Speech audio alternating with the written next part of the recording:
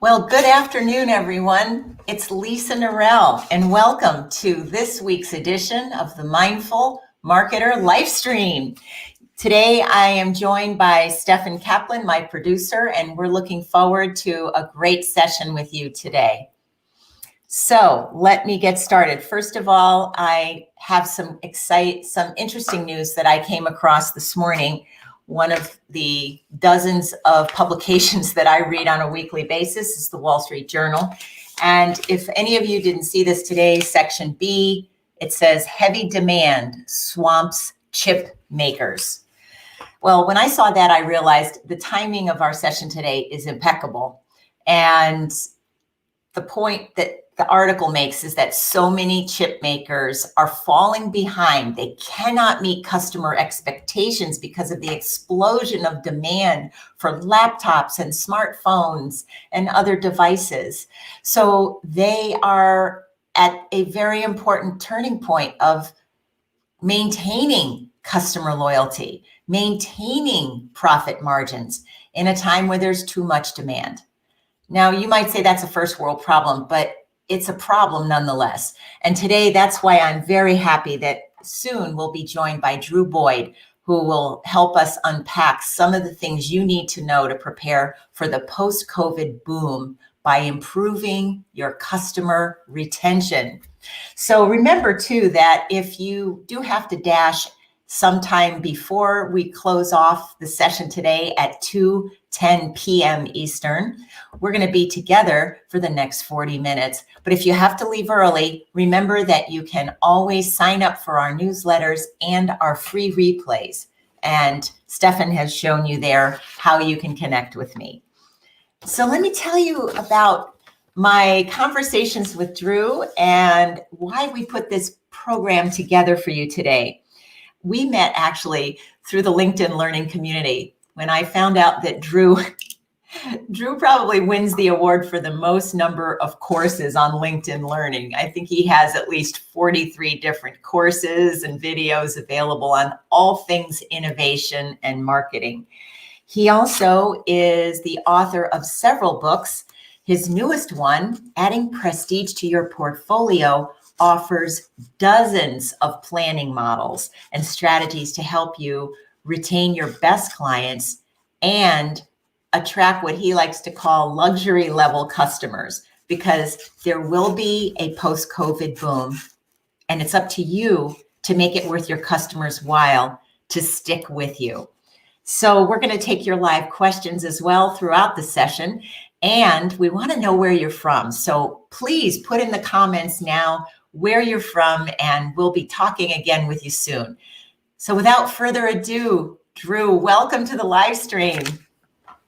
Hi, Lisa. Nice to see you. Well, it's great to see you too. Where does this conversation find you today? I'm in my home office in Cincinnati, Ohio, and it's bitter cold here and rainy.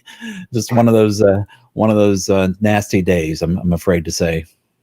Yes, well, we won't let winter cast a negative pall over what we're going to be talking about today, because there is an economic boom coming. We're seeing that the vaccines are starting to take shape. There's true optimism everywhere I look.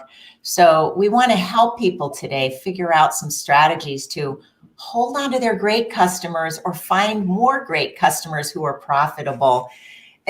Do you find anything right now that's going on? You're a professor, a C-suite advisor, and a multi-time author.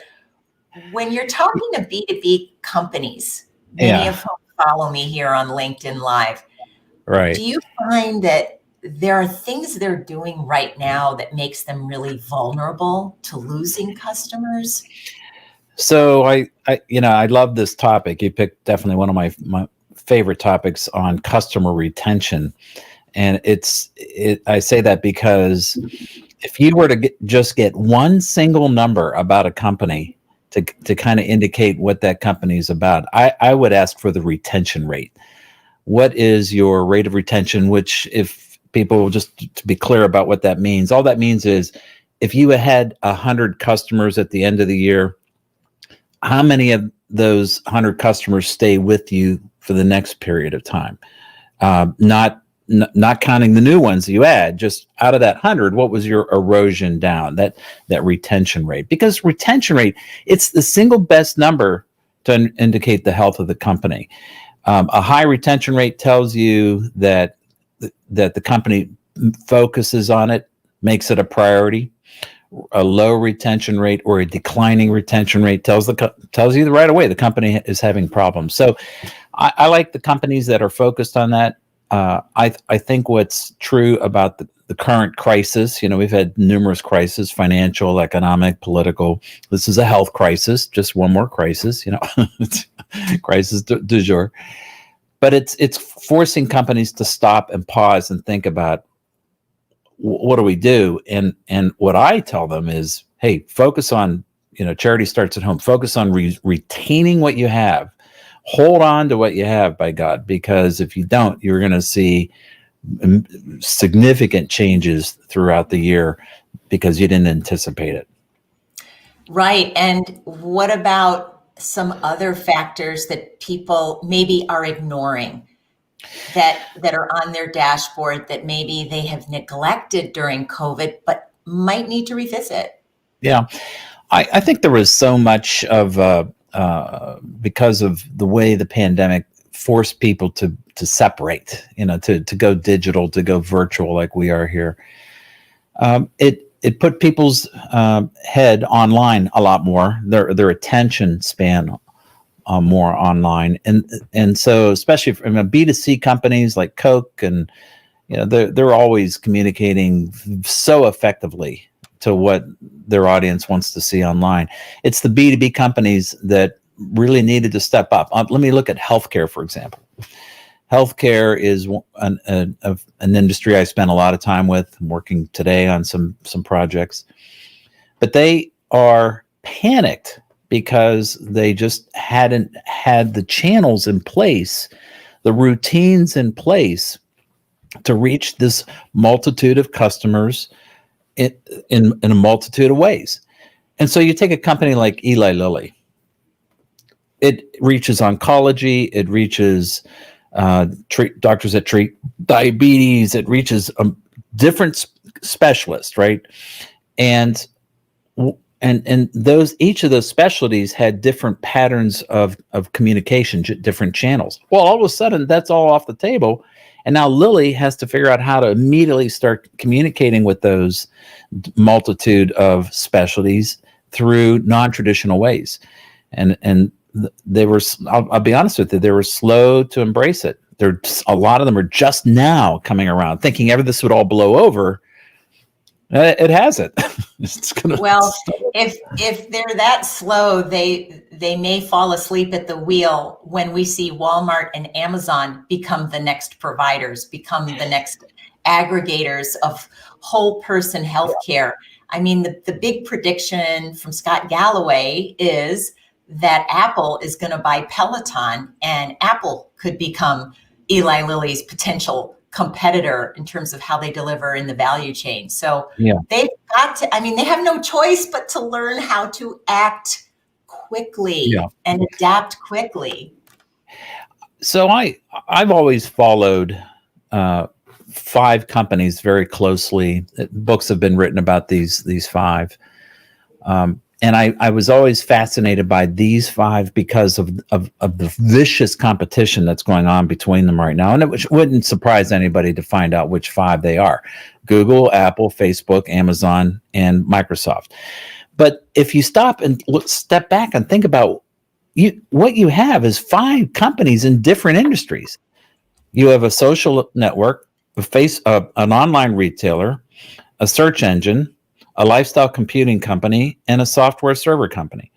Now, guess what they're all competing for? They're competing for your soul. Oh, that sounds so ominous, Drew. It is.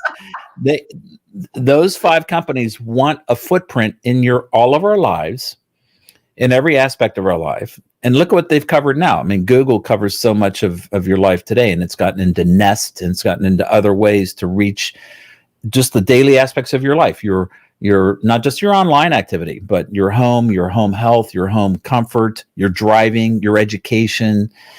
It wants those 5 companies want to dominate. So it's a grand battle being fought. Meanwhile, they have before the pandemic already mapped up this mindset of how do they get a footprint in a toehold into the business, into the customers and homes and in the B2B world. Then the pandemic hit and they were very well positioned. You haven't seen them flinching. You haven't read tales of distress from those 5 companies. So could they take over? Could they make Eli Lilly sweat? Eli Lilly is, and these others are going to respond in kind. I mean, I look at a company like Eli Lilly or a company like, a manufacturer of tools like Bosch Tools, for example.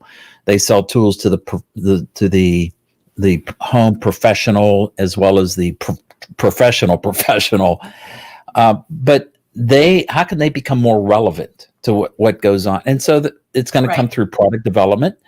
Bosch may have been a bad example because they also have Bosch appliances. They're actually pretty well positioned in a lot of ways. But I look at their appliance division, and beyond just adding a Wi-Fi, folks, adding Wi-Fi is not enough anymore. That's almost an expectation, right? We have a great question here. Drew from DC is joining us, and welcome, Drew. The question around how critical it is to retain and delight customers. Can you talk about some examples of B2B companies that have built communities of customer evangelists? Yeah, Drew, thank you. The one brand that I just enjoy a lot is it's a German brand, and it's Vera, or we spell it Wera. In German, you pronounce the W as a V, so Vera or Vera, and they make tools, and they have such a edgy, wonderful brand personality. They call themselves Tool Rebels, and they've built a community of people around their base. These are mechanics in the aviation industry, high critical engineering type people that use tools. So manufacturing engineers, aviation, automotive, things like that. And if you go to their website, it'll just blow you away. It's the Tool Rebels, and they have built this community of people that hold that same edginess, that see themselves as rebels. It's kind of the tool version of Harley Davidson, right? Be a rebel, be somewhat of a maverick, be off the the beaten path. Now, so they're selling to distributors and retailers, not just are they also DTC, direct to consumer now? They go through all through distributors, but for their consumer business. But they have built strong B2B relationships with fleet. Anybody that has a fleet of any kind, or the kind of manufacturing footprint where they need these kind of high quality tools. These are hand tools like wrenches and things like that. But a better quality you'd have a hard time finding. I mean, these are truly, when we talk about prestige, these are prestige tools that deliver extreme performance. Oh, that's interesting. All right. Well, I put the link to that website in the chat box in case anybody wants to follow Vera. And I think this is a great time to transition. Thank you, Drew, for your comments and questions. It's a great time to transition now to getting a common set of definitions on the word prestige and or luxury, because a lot of people I know only refer to luxury brands as consumer brands, Mercedes-Benz, Sonos, Restoration Hardware, the ones that are doing extremely well during the pandemic. But how do you, Drew Boyd, define prestige brands? Sure. So what I've learned in writing this most recent book is the word luxury has many definitions, has very, very slippery topic, even among the greatest academics in the field and the luxury associations. They all have their different take on it. Everybody kind of knows luxury in their own mind, but when we think of luxury brands, I'm thinking of the ultra luxury like Gucci and Tiffany's and things like that. But what I firmly believe is that the B2B, the non-luxury world can and should really adopt some of those same strategies as luxury brands to boost their prestige factor, to take themselves from where they are and add an element in their portfolio that brings their whole portfolio, kind of raises up the whole, all the boats in the harbor, so to speak. And some B2B companies have done this very well. Others are scratching their head and saying, wait a minute, I'm a discount provider of XYZ. I'm not going to add a prestige brand. And that's a shame, because they're missing the point. The point is that a prestige, even for the low bottom feeding player in an industry, and I'll looking around my office here, let's say, okay, so acoustic guitars, I make and play acoustic guitars and I collect. So you can buy a $25 acoustic guitar made overseas, $25. That's a bottom feeding player. But even with that lowly price point, they still could bring more value to that low price point if they had a marquee version of it. And so they have their $25 product, but even if they added one for $125, in the context of their price point, they could add something that communicates more value and makes that $25 guitar all of a sudden look a little bit better than maybe you would have thought of. It's a winning strategy. It is a winning strategy. And I also want to follow up on what Drew is asking here by recommending you follow what Salesforce does with their branded customer communities. They have and I talk about this, by the way, in my latest course on Knowable, on how to build a professional community. And one of the areas of inspiration for me has been watching how Salesforce has built this branded customer community now that has over 1.2 million fans. And they've been doing this for about 8 years. They started with a few hundred. So within their customer community, which is a closed door online community where people share ideas, they then have another premier community within the community of something of like 200 members. And those members get all kinds of special badges and free admission to special events. And they've taken this gamification concept that you often see with fintech companies or D2C companies, and they've applied some of the best ideas in a B2B setting. So I would recommend also people get on the email list for salesforce.com. Yeah. Yeah, I love that. That's and it, it really is almost an expectation today of today's consumer. Why isn't there a club? I like this brand. I want to be part of you. And so today consumers give them that way to scratch that itch. So for example, I have a Panasonic camera, a high-end Panasonic 4K camera is my webcam now. It's their Lumix brand, Lumix. And Lumix, I've come to find, I'm not a professional photographer by any stretch of the imagination, but as I parachuted into this world of video and online and everything else, Panasonic has done a fabulous job of creating a hardcore group of loyal customers that take that camera to the highest levels of its capabilities and build that community of practice. It's so smart in terms of retention and acquisition and retention. You have done an extensive amount of research for your latest book on prestige brands and adding prestige to your portfolio. What surprised you where maybe you had gone in with some preconceived concepts of what makes prestige brands great that particularly since you also did some research during COVID?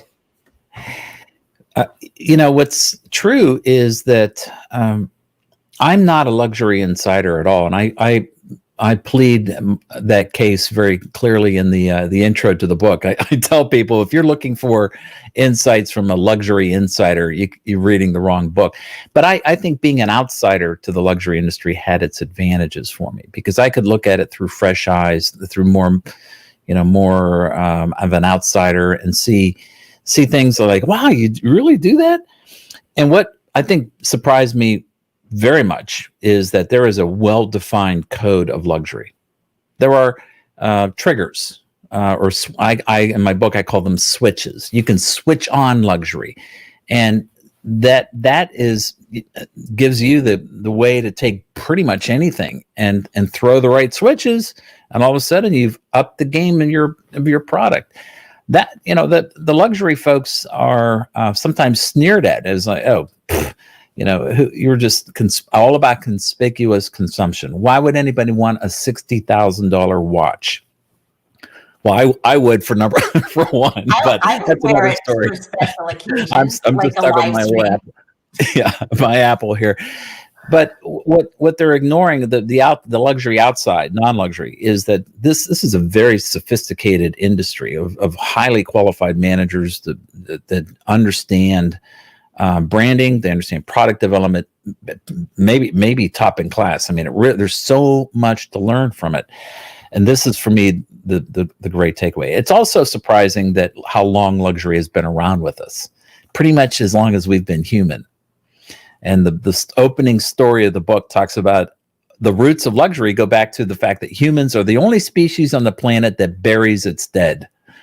Now, and I won't tell the rest of the story, but it's fascinating that basically a luxury, think of a luxury item as a prestige item. Anything that's so prestigious to you, you would take to your grave with you. Oh my gosh. I don't know. Yep. Probably. I tell you what, you see this little thing here, this smartphone? People are putting these in their caskets now. They're taking them to the grave with them. I mean, so as a quick and dirty way to think about it, it's something you would theoretically take to the grave with you. Wow. Yeah, that's incredible. I also would encourage people, if you want examples, get on some email lists of what I can. These are Lisa's opinions. These are not based in any research, Drew. There are a few luxury brands that I think do a fine job.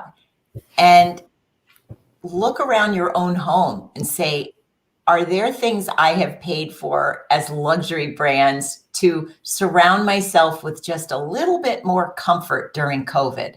So you could look at, did I upgrade my appliances did I get a Sub-Zero? Did I upgrade and buy some Sonos speakers? Did I do something in terms of beautiful luxury towels for the bathroom? Right. And those three things in themselves could be clues into how you could be a better marketer by following some of those luxury brand marketing strategies. Yeah, and to make it easy for people, this is where I've really introduced strongly the idea of word prestige, because people hear luxury and it's immediate switch off. Luxury equates to evil or conspicuous consumption, bad habits. But prestige, to your point, Lisa, prestige, if you bring that a more prestigious set of towels to your family, that's much more acceptable, easier to swallow than if you were to say, I splurged on high-end luxury towels that you would find at the Ritz-Carlton. So it's a sort of a moderating word. It moderates some of the guilt, because all luxury has a certain amount of guilt to it, and prestige kind of takes a little of that guilt away and switches the guilt from guilt to I'm being responsible. That's really the mental accounting that people do when they balance those two words together, prestige versus luxury. I do like the word prestige better. I think the word luxury right now can really come off as tone deaf. I do believe it. And I love the Wall Street Journal. I've been reading it for about 48 years. And my father taught me how to read the financial section when I was about 11. And I'm sure it had some influence on why I chose to go into business and why I love marketing so much. Explains everything now. Yeah, It's well, all now coming you true. guys know. I shared with you what I've paid thousands of dollars for my therapist to hear. But anyway, I digress. Um, I think this is a time to surround ourselves and focus on self-care. And if I'm spending 7 days a week, 22 hours a day in my home, it's okay to have surround myself with prestige food, prestige brands that give me that sense of comfort and safety. Yeah. So I'm fully a believer in that perspective right now, and I invite all of our viewers to look around and say, where can we as a brand get inspiration from similar brands or other brands just surrounding us in our homes? I think about when I think about the pandemic, and it has definitely changed people's routines. Some of the routines, not everything, but a lot of the routines, socializing, entertainment, things like that, and what it's also really made people scratch their head and start thinking about their sourcing. There's been an unfortunate, backlash to China specifically, but now consumers are looking at everything and go, where does this coaster come from? Who makes this pen? And that not that consideration of the source is a natural lead into the other questions, like, am I getting my money's worth? Is this the right quality? Am I getting the features I would? People want to be a little more self-serving, a little more selfish. They want to get products that are simple, adaptable, that really give them the quality feeling. There was so much paranoia about the pandemic, and everybody was afraid to just touch stuff. And now, so we're much more careful about what we buy and what we use, what we put in our bodies, on our skin, in our car, even our pets, right? The pet industry is booming, not just in volume, but people are upgrading their cat food. Yeah, so I mean, let's go ahead and get the premium cat food. Yeah, but the Tabby is worth it, right? Well, can we talk about tabbies for a minute? Sure. I believe there's also the opposite of that, which I coined the Muji mindset. And I know this is the part, Drew, where you say, "Aw." Good lead in, Drew. Yeah, we can't make this up. We do I couldn't make it. We didn't plan this. No, we do not rehearse this, people. You're getting raw footage here. Muji is a very special cat. I just adopted That's a cat? him. Oh. Yeah. Okay. Muji is my cat. He's been with me for a couple of months now. And I have to tell you a little bit about him because it's extremely relevant to what you're sharing here. I'll take your word for it.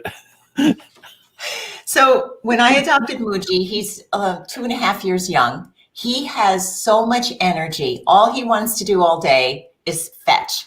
So somebody who adopted him before taught him to fetch like a dog. So I could not keep up with all his energy because I actually do have to work during the day.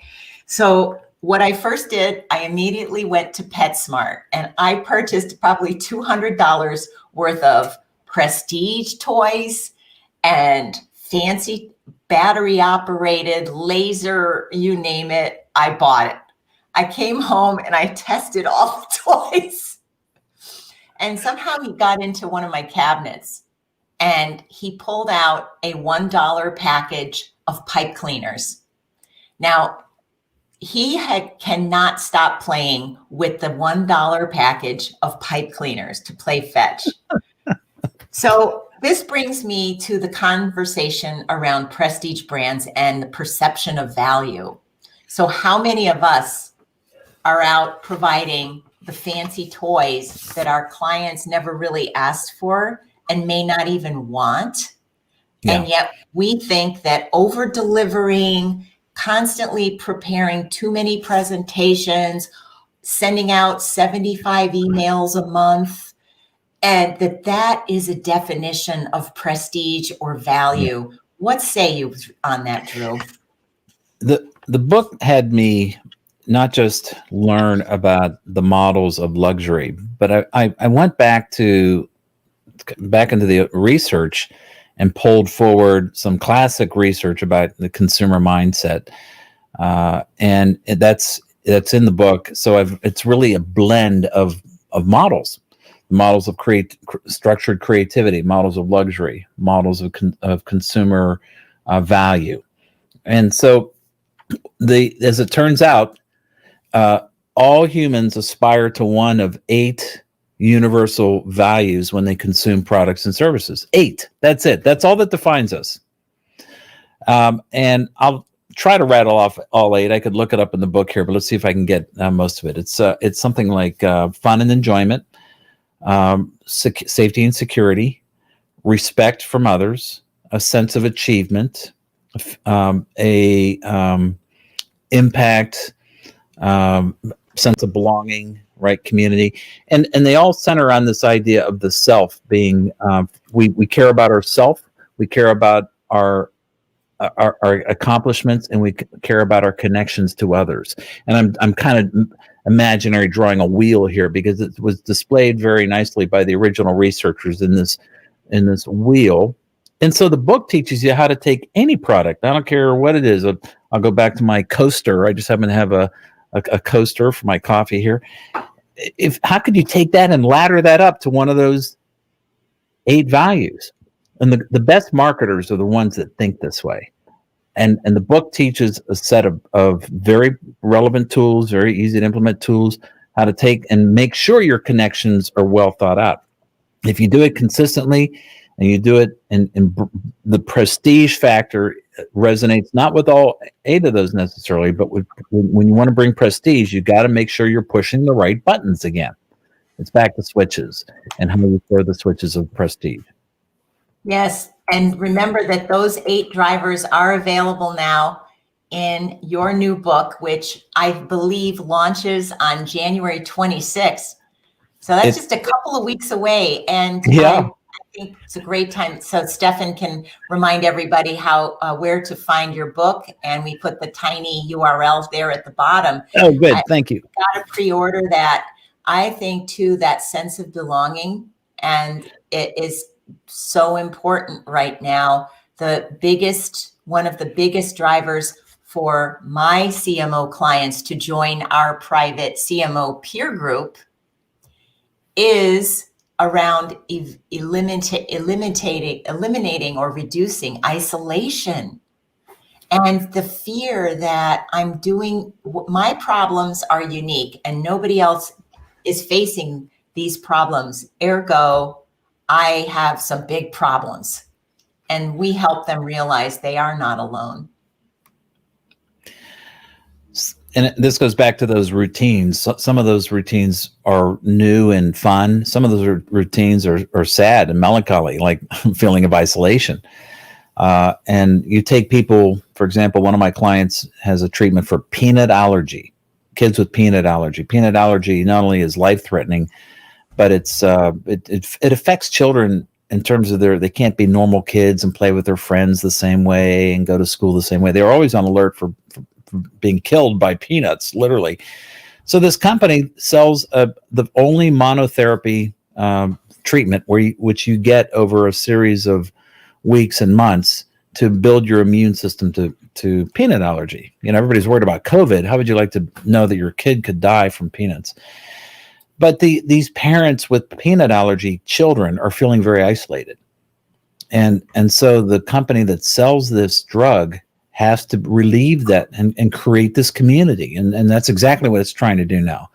Build a community of peanut allergy families that have this common problem and have outlets that is serving that business well as well. They're becoming the focal point for building that community, much like what you talked about with Salesforce. Every company ought to be looking at what is my community of practitioners. Lisa, you mentioned I teach. One of the first things I teach my student is this: be sure you know how many customers you have. just do a simple count. I'm amazed how many marketers don't know how many customers they have. And it doesn't matter if it's in the millions. You still have to have a pretty accurate number in mind what your customer count is, because that's where it starts. Think about how many customers you have and how do you reach them? How do you build that community around them and up your retention? Here we are back to retention. Yes, it's all about retention, Drew. And I know with a few minutes remaining, I also want to explore with you some things your clients are doing when they do have limited marketing funds to do massive prestige marketing initiatives. Yeah. The truth is you don't have to go out and do, especially if you don't have the funds, you're not going to go out and do massive prestige initiatives. I think what the book points out, and I agree with, completely agree with, is take your limited funds and start with the product or service and build into it higher levels of ingredients, higher levels of performance, higher levels of training around it to amp it up. One of my stories in the book is about a guy named Bob Kramer Knives. He's the most well-known, well-recognized master bladesmith in the world. And little old Bob, lives out in Portland, I think Portland or Seattle. And he makes knives that sell for $25,000 each. They're used by the greatest chefs in the world. Now, you talk to Bob and how do you take an ordinary kitchen knife and turn it into a prestige product? You don't do that by accident. You don't do that with a big ad campaign. You do that by making sure that product has the story behind it in terms of the way it's made, how it's made, who makes it. And that's one of the things the book talks about, how to take any product or service and build in a prestige factor. Start with the product or service first. And then once you have the story, then you're ready to start thinking about how to spend to lift the awareness and importance of it. Yes. And by the way, I also want to I am a bit of a provocateur here. What I'm about to say may sound antithetical, but I am not encouraging, especially since I have so many followers who are B2B companies, I am not suggesting that your homepage on your website suddenly becomes the history of our company and look at our beautiful corporate office building. And aren't we smart? We have PhDs. And aren't our people the best? I am not suggesting that you do that in your digital properties. But what I am suggesting you do is to learn from companies like, let's look at Samuel Hubbard shoes. I have heard from some pretty prestige brand friends who can afford to buy whatever they want, that the Samuel Hubbard shoes are not only some of the best shoes, but their website just draws you in. And they talk about where they source their felt for their shoes and the craftsmen and women that live in Portugal who make the shoes. I'm getting goosebumps right now because they're creating jobs. They're creating jobs and they're fulfilling an important need. Don't you wish more B2B companies had that kind of storytelling capability? Yeah. It is about extracting that little nugget of that machine that you're so proud of and making it a big deal. And I use an example in some of my courses, a prestige brand, Acura, and car companies are pretty good at this, but Acura in particular, Mercedes-Benz too, but Acura had an ad several years ago that it talked about one of their new models. And what it did is it showed how much work they put into picking the LED bulbs that go into their dashboards. And they described the whole process just to pick LED bulbs. And the tagline was only the brightest and most stable LED bulbs get into the dashboard of the new XYZ model. I love it. And the message was clear. If we go to this trouble to build, pick these bulbs, imagine what the rest of the car is like. Yes, I love that. Yeah. And I don't care you name a product. I don't care if you're making caskets for dead people, or speaking of dead people, or you're making coasters, or you're making shoes. You Or have that software. opportunity, or software, exactly, and build in that great story. I hate to tell you this, but we've come to the end of our session today. This is This is amazing. fun. We have shared examples from everything from Samuel Hubbard shoes to Salesforce to Kitchen knives, knives. kitchen knives, and you have cut to the core of what it means to have a prestige brand today, Drew. So Thanks, Lisa. I'm so thrilled you were with us. We have shared here in the show banners how people can connect with you and pre-order your book. And you've really opened my eyes to what it takes to be a prestige brand leader. And so thanks for being with us today, and My much pleasure. success with your new book. And Great. please stay healthy. And I look forward to meeting you in person when we get past this pandemic. Okay, great. Thanks, Lisa. All the best. Take care. Well, my friends, we have come to the end of our session today to talk with you about how to be a mindful marketer and how to be more profitable post-pandemic. I trust that you found some great value from the session today. Please remember that you can join us here the first 3 Fridays of every month on LinkedIn Live, YouTube, and Facebook. If you had to run off and get your sandwich, remember our replays are available on my website at lisanorell.com/events. And in the meantime, our next session is coming up on January 22nd. How do you avoid isolation? How do you COVID-proof your career? How do you get feedback behind a screen when you can't meet somebody at the coffee machine? Well, we're going to talk about ways that top professionals, high-performing professionals, are COVID-proofing their careers by building community. So I hope you'll join us next Friday, January 22nd at 1:30 p.m. Eastern Time. And until then, I hope you stay healthy, stay sane, and stay mindful. Bye, everybody.